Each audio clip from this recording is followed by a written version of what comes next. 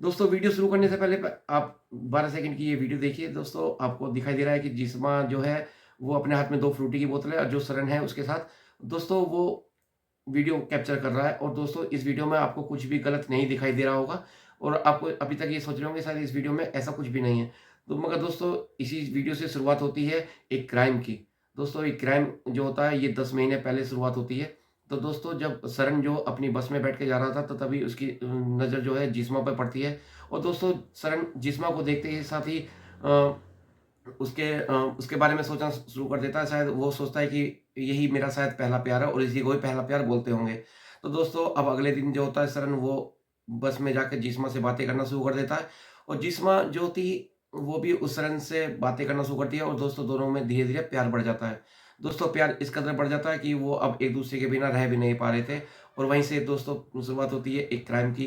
तो इस वीडियो में बने रहिए दोस्तों मेरे साथ। जिसने मेरा चैनल अभी तक सब्सक्राइब नहीं किया है दोस्तों वो सब्सक्राइब कर लीजिए और बेल आइकन को भी ज़रूर दबा देना।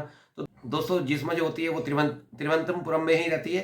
तिरुवनंतपुरम में रहने के बाद दोस्तों वो वहीं पर अपनी जो पढ़ाई थी वो भी पूरी कर रही थी और वहीं शरण भी तिरुवनंतपुरम में ही अपनी पढ़ाई कर रहा था। दोस्तों जब दोनों का प्यार परवान चढ़ता है तो दोस्तों अब जिस्मा की माँ कहती है कि मुझे अपनी लड़की की शादी करनी है और लड़की की शादी करने के लिए वो उसके लिए रिश्ता ढूँढना शुरू कर देते हैं। दोस्तों जब उसके लिए वो रिश्ता ढूँढती है तो उसके लिए एक फ़ौजी का रिश्ता आता है जिसे जिस्मा जो होती है वो बिल्कुल भी मना नहीं करती है और अपनी माँ से कहती है माँ मैं इससे शादी कर लूँगी। तो दोस्तों क्योंकि अब जिस्मा जो थी उसके दिमाग में आ रहा था कि वो एक सेटल लड़का है और आर्मी में भी है, तो उसकी लाइफ़ उससे आगे बढ़ेगी। मगर दोस्तों दूसरी तरफ वो सरण को छोड़ना भी नहीं चाह रही थी और सरण से भी वो अपने रिलेशनशिप आगे बढ़ा रही थी।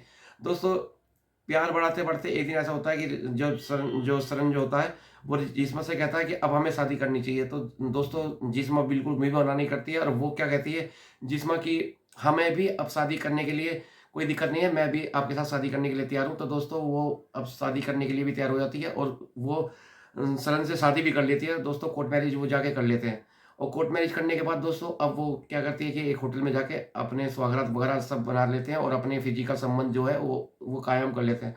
दोस्तों फिजिकल कायम करने के बाद क्या होता है कि जिस्मा अब भी जो थी वो उसे धोखा ही दे रही थी क्योंकि सरण को बिल्कुल भी नहीं पता था कि इसकी जो रिश्ता है वो कहीं और पक्का हो गया है। दोस्तों जब रेशमा की सगाई हो जाती है और सगाई होने के बाद भी वो सरण को नहीं छोड़ती है तो सरण एक दिन वो सोचती है कि अब मुझे सरण को कैसे हटाना है रास्ते से। क्योंकि दोस्तों वो सिर्फ़ सरण से अपने जिस्मानी संबंध ही बनाना चाहती थी और अपनी लाइफ़ सेटल जो करना चाहती थी वो उस फौजी के ज़रिए करनी चाहती थी। अब फौजी को इस बारे में कुछ भी नहीं पता था। वो और जिस्म जो थी और शरण को वो आलम-टोले देती रहती थी। तो दोस्तों एक दिन क्या हुआ कि शरण को रास्ते से हटाने के लिए क्या करती है कि फ्रूटी की जो बोतल आप इस समय उसके हाथ में देख रहे हैं। दोस्तों फ्रूटी की बोतल आप जो नज़र देख रहे हैं कि जो जिस्मा जो फ्रूटी की बोतल है, वो उसे एक बोतल जो है वो बिल्कुल अपने आप ही खुली हुई है और जो दूसरी बोतल है वो उसे काफ़ी खोलने की कोशिश करती है दोस्तों, मगर वो उससे 1-2 बार करने पे भी नहीं खुलती है। दोस्तों क्यों जो खुली हुई बोतल थी, जिसमें उसमें क्या करती है पैरासिटामोल की बहुत सारी दवाइयाँ मिला के पहले से लाई थी और वो उसे मारना चाहती थी। तो दोस्तों क्योंकि अब सरण को इस बारे में पता नहीं था, वो भी इस बात को नज़रअंदाज कर देता है और वीडियो बनाता रहता है। दोस्तों जब जिस्म जो होती है उसे वो फ्रूटी की बोतल पीने को देती है तो सरण जैसे ही उसे एक घूँट भरता है तो दोस्तों उसका मुँह उससे कड़वा लगता है और वो उसे वापस फेंक देता है। तो दोस्तों जिस्म से कहता है जिस्म इसका तो स्वाद बहुत ज़्यादा कड़वा है और शायद ये खराब है। तो जिस्म को एकदम भौचक्की हो जाती है और जिस्म दोनों बोतलों को इकट्ठी फेंक देती है। तो दोस्तों जिस्म इस बोतल को इसलिए फेंकती है ताकि ये जो बोतल है इसका जो कुछ भी जो इसके अंदर इसने मिलाया है सरण को इसके बारे में कुछ ना पता चले। और वो सरण से कहती है शायद ये शायद फ्रूटी ही बेकार है, जो जूस इसमें लगा है ये बेकार है और हम और कभी फ्रूटी पी लेंगे। तो दोस्तों दोनों चले जाते हैं और फिर बात आती है 14 अक्टूबर की। दोस्तों 14 अक्टूबर को जिस्मा अपने घर पे उसे अकेला बुलाती है और अकेला बुलाने के बाद कहती है कि उसे टेक्स्ट मैसेज करती है ताकि वो सरण को बुला सके। दोस्तों क्योंकि वो अपने जिस्मानी संबंध पहले ही बना चुके थे तो सरण इस बारे में बिल्कुल भी संकोच नहीं करता है। तो दोस्तों वो जिस्मा के घर उसके घर चला जाता है क्योंकि उस दिन उसकी जो मम्मी और अंकल थे वो शायद उसके साथ नहीं थे। तो दोस्तों जब वो सरण उसके घर जाता है तो जिस्मा क्या करती है कि एक काढ़ा बना के रखती है और काढ़ा और एक साथ में फ्रूटी की बोतल। दोस्तों फ्रूटी के काढ़े में वो उसने पहले से ही ज़हर मिला रखा था और फ्रूटी की बोतल वो इसलिए देती है ताकि अगर इसका जो टेस्ट है काढ़े का कि वो अगर कड़वा लगे तो मैं उसे फ्रूटी की बोतल दे दूँगी जिससे उसे कुछ भी ना पता चले। तो जिस्म जो होती है वो पहले से ही काढ़े को तैयार रखती है और काढ़े में ज़हर मिला के तैयार रखती है और एक साथ में फ्रूटी की बोतल भी रखती है। अगर जिस्म सोच रही थी कि अगर सरण को अगर ये कड़वा लगेगा तो शायद मैं उसे बाद में फ्रूटी की बोतल पिला दूँगी। तो दोस्तों जब सरण उसके पास आता है तो सरण देख कर कहता है कि तू हर टाइम ये काढ़ा क्यों पीती रहती है? तो दोस्तों सरण को बिल्कुल भी नहीं पता था कि शायद जो वो उससे इतना प्यार करता था कि उसे उस पे बिल्कुल भी शक नहीं हुआ और दोस्तों वो चैलेंज स्वीकार कर लेता है और दोनों के दोनों बैठ के काढ़ा पीना शुरू कर देते हैं। दोस्तों जो जो जीस्मा जो थी ना, जीस्मा ने अपने लिए काढ़ा पहले से ही अलग बना के रख रखा था और जो सरण था उसके लिए वो ज़हर वाला जो काढ़ा था वो उसके पास लाती है और दोस्तों वो उसे पीने को दे देती है। दोस्तों वो सरण को एक पल भी देर नहीं करता और वो उसे पी लेता है। दोस्तों पीने के करीब आधे घंटे बाद उसे उल्टियाँ शुरू हो जाती हैं और दोस्तों वो जब वो कहता है कि मुझे तो ज़्यादा उल्टी आ रही है तो वो उस घर से बाहर निकल जाता है और बाहर जाके भी वो दोस्तों काफ़ी उल्टी करता है।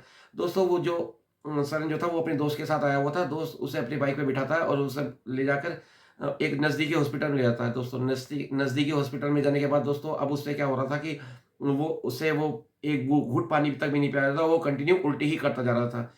दोस्तों जब वो कंटिन्यू उल्टी करता जा रहा था तो वो जब भी जिस्मा से फ़ोन मिलाता है पूछता है, "जिस्मा मुझे तो बहुत ज़्यादा उल्टी हो रही है और अब तुम्हें तो नहीं हो रही है?" तो जिस्मा कहती है, "हाँ, मुझे भी उल्टी हुई है।" दोस्तों जब उसे उल्टी हो रही थी वो देखता है कि उसका जो दोस्त था कि वो हरे रंग की उल्टी कर रहा था। तो दोस्तों अब उसे बिल्कुल भी मगर इस बात पे बिल्कुल भी शक नहीं था कि जिस्मा ने शायद उसे कुछ दिया, तो मगर वो जिस्मा से कहता है, मगर जिस्मा उसके बाद पलटने के लिए कह देती है कि "सर मुझे भी उल्टी हुई है मगर मुझे तो हरे रंग की उल्टी नहीं हुई है, मुझे तो नॉर्मली उल्टी हुई है।" तो दोस्तों सरन सोचता है शायद ये कुछ जो उसने फ्रूटी और वो जो काढ़ा पिया था शायद उसका कोई मिश्रण होके उसे कोई पेट खराब हो गया होगा। सरन की हालत इतनी नाजुक होती जा रही थी कि वो बोल भी नहीं पा रहा था दोस्तों। तभी उसका भाई उससे बात इसके भाई को पता चलती है और उसका भाई हॉस्पिटल में दौड़ा हुआ था और उसके भाई पूछता है कि तुझे क्या हुआ? तो वो बताता है कि मैंने एक काढ़ा पिया था, तो जिसके कारण मुझे उल्टी आ रही है। तो दोस्तों उसका भाई जो था वो जिस्मस के पास जिस्मस से कहता है कि जिस्मा तूने ऐसा क्या दिया है कि जिसे इसे इतनी उल्टी आ रही है? तो मुझे उसका फ़ोटो भेज। दोस्तों जिस्मा जो होती है वो थोड़ी-सी डर जाती है और डरने के बाद फिर भी वो अपना हौसला बनाए रखती है और वो अपनी एक कहानी गढ़ना शुरू कर देती है। वो कहती है कि ये जो काढ़ा पिया है उसका जो रैपर था वो तो मम्मी ने धो दिया था, तो जिसके कारण उसका लेबल हट गया और तो उसका भैया कहता है कोई बात नहीं, तुम एक काम करो, जिस ब्रांड की ये बोतल है ना, आप मुझे उसके ऊपर कैप का फ़ोटो भेज दीजिए, तो मैं शायद उससे पता कर लूँगा। मगर जिस्मा जो होती है वो कहती है कि ये जो काढ़ा है, जो मैंने दिया है, ये मेरी माँ मुझे देती है, मगर वो एक बोतल से दूसरी बोतल में डाल के देती है और जो जो काढ़ा है वो उसकी माँ के पास रहता है और माँ इस समय बाहर है। दोस्तों अब बात आगे बढ़ती रहती है और सरण की हालत बहुत ज़्यादा खराब होती जाती है। दोस्तों डॉक्टर भी शायद इस बारे में अब कुछ नहीं कर पाते और दोस्तों उसके लंग्स भी काम करना बंद कर देते हैं। उसके धीरे-धीरे उसके ऑर्गन जो होते हैं वो धीरे-धीरे सारे ऑर्गन जो होते हैं वो काम करना बंद कर देते हैं। और जिससे वो डायलिसिस पे आता था और डायलिसिस पे आने के बाद दोस्तों उसका खाना-पीना बिल्कुल बंद हो चुका था। अब दोस्तों फिर भी उसके भाई उससे पूछता है कि जिस्मा तूने इसमें क्या मिला के दिया है कि जिससे मेरे भाई की तबीयत बहुत ज़्यादा बेकार होती जा रही है? तो जिस्मा कोई ना कोई कहानी अपने उसके भाई को सुनाती रहती थी, मगर दोस्तों एक टाइम ऐसा आता है जब वो हॉस्पिटल में आईसीयू में एडमिट हो जाता है। आईसीयू में एडमिट होने के बाद जब दोस्तों उसके पिताजी उससे मिलने जाते हैं तो दोस्तों तो वो अपने पिताजी को सारी बातें बताता है कि पिताजी मैंने ऐसे एक लड़की से शादी कर रखी है और शादी करने के बाद मैंने उससे जिस्मानी संबंध भी बना लिए थे और कल मैं उसके घर पे गया था और घर पे जाने के बाद मैंने उसने मुझे काढ़ा पिलाया और तब से ही मेरी तबीयत खराब आ रही है। तो दोस्तों उसके पिताजी को शक होता है और वो पुलिस में एक केस एफआईआर दर्ज करा देता है, जिससे दोस्तों पुलिस आती है और वो जिस्मा को गिरफ्तार करके ले आती है। दोस्तों जब जिस्मा की गिरफ्तारी होती है तो दोस्तों जिस्मा कोई ना कोई बातें बताई जा रही थी आलतू-फालतू की, जिससे वो बची रही। मगर दोस्तों पुलिस तो अपना काम कार्रवाई पूरी अच्छी तरीके से करती है। पुलिस ने जब ये पूरी छानबीन करी और उसका सोशल नेटवर्क भी छाना, तो दोस्तों उसकी जो कुछ आपत्तिजनक वीडियो थी दोस्तों वो भी उजागर हुई इसके सामने। तो दोस्तों अब जिस्म जो होती है अब वो अपनी कोई ना कोई तरकीब बनाई जा रही थी और वो पुलिस स्टेशन में ही जो पास में जो टॉयलेट साफ करने वाला वो लिक्विड होता है दोस्तों वो उसे पीना शुरू कर देता है। तो दोस्तों अब पुलिस उसे भी हॉस्पिटल में ले जाती है और हॉस्पिटल में ले जाने के बाद दोस्तों जब क्योंकि पुलिस के सामने ये केस हुआ था तो दोस्तों हॉस्पिटल में जल्दी से वो रिकवर भी कर जाती है और रिकवर करने के बाद पुलिस उससे फिर पूछताछ करना शुरू कर देती है। दोस्तों पुलिस की पूछताछ इतनी हद तक आगे बढ़ गई थी कि जिस्मा अब कोई भी अगर पैतरा चलाना चाहती थी तो दोस्तों उसका कोई भी पैतरा अब चल नहीं पा रहा था। तो दोस्तों वो आखिर में टूट ही जाती है और वो बताती है कि किस कदर उसकी हैवानियत उसके सामने आई। अब दोस्तों जिसमें जो पुलिस को बताती है कि वो कहती है कि हमारी कुंडली जो थी वो एक पंडित ने देखी थी और पंडित ने बताया कि था कि जो भी हमारी शादी होगी, वो पहला पति उसका जल्दी ही मर जाएगा।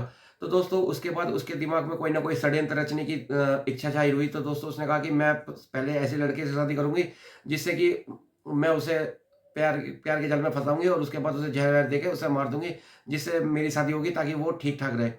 तो दोस्तों हुआ भी ऐसे ही। उसने पहले मरने से सन के मरने से पहले काफ़ी दिनों से ये उसका षड्यंत्र रची जा रही थी।